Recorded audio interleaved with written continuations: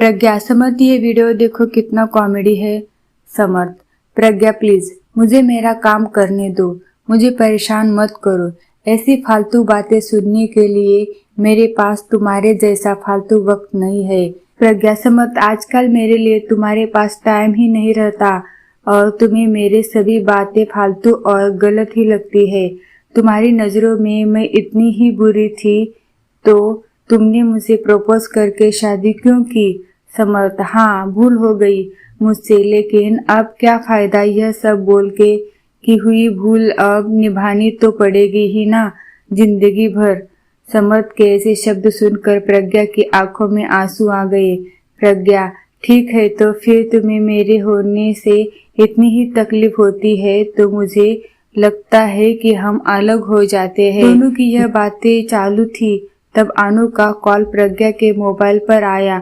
अनु समर्थ और प्रज्ञा दोनों की कॉमन फ्रेंड थी।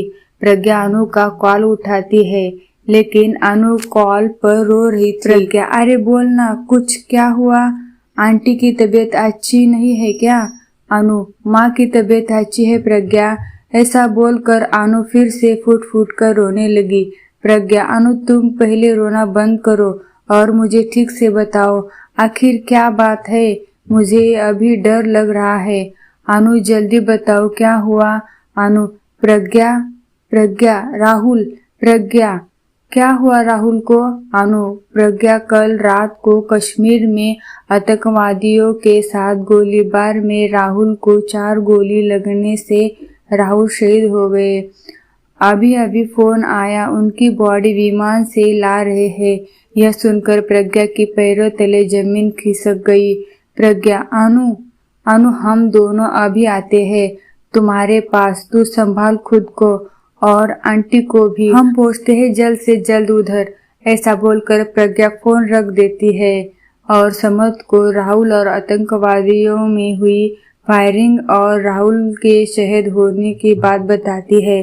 समर्थ भी उसकी बातें सुनकर सुन्न हो गया, लेकिन तुरंत वह दोनों अनु के घर जाने के लिए रवाना हुए। अनु के घर पहुंचते ही दरवाजे में ही अनु प्रज्ञा के गले लगकर रोने लगी।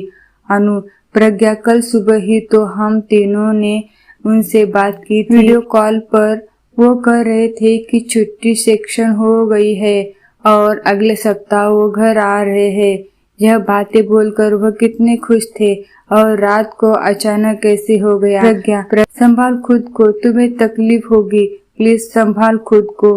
तू अपनी हिम्मत खो देगी तो आंटी को कौन संभालेगा?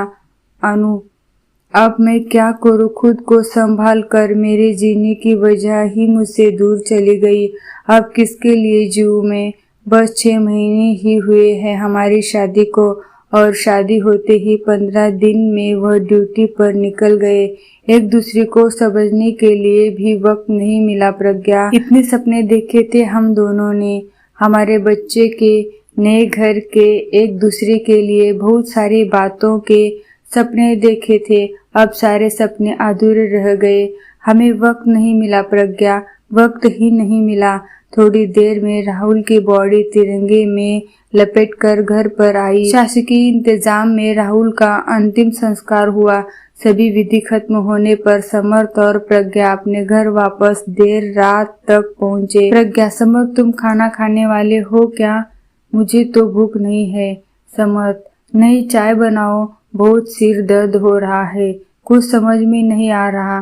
प्रज्ञा दोनों के लिए चाय बना कर ले आती है। चाय पीने के लिए दोनों शांति से सोफे पर बैठते हैं। समर्थ, सॉरी प्रज्ञा, मैं सुबह तुम पर बहुत चिल्लाया। अरे क्या करे, वर्क फ्रॉम होम होकर भी इतना प्रेशर होता है और इस वजह से मैं इतना चिड़चिड़ा हो जाता हूँ कि उसका गुस्सा तुम पर निकलता है। I am so sorry. प्रज्ञा, समर्थ तुम सॉरी मत बोलो, मैं भी गलत थी, मैंने भी ज्यादा ही बोल दिया था कि हमें अलग हो जाना चाहिए, मुझे ऐसा नहीं बोलना चाहिए था। समर्थ, प्रज्ञा तुम्हारा गुस्सा भी सही है, मैं तुम्हें वक्त दे पाऊँ इतनी सी तो तुम्हारी इच्छा होती है। प्रज्ञा, हाँ लेकिन मैंने भी तुम्हें समझना चाहिए था। समर्थ, तुम्हारे काम का प्रेशर ना समझते हुए मैं अपना ही गुस्सा तुम पर निकाल रही थी। समर्थ, इट्स ओके प्रज्ञा, हम दोनों ही अपनी अपनी जगह सही थे, बस हम दोनों एक दूसरे को समझ नहीं पाए। प्रज्ञा, समर्थ अनु के वह शब्द अभी भी मेरे कानों में गूंज रहे हैं। हमें वक्त ही नहीं मिला प्रज्ञा, हमें मिला हुआ वक्त को कितना ग्रांटेड लेते हैं ना।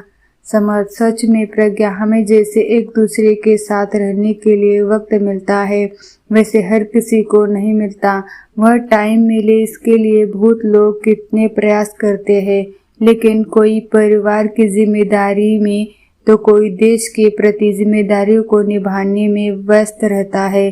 और हम इस मिले हुए वक्त में क्या करते हैं, एक दूसरे की गलती निकालने की कोशिश करते रहते हैं।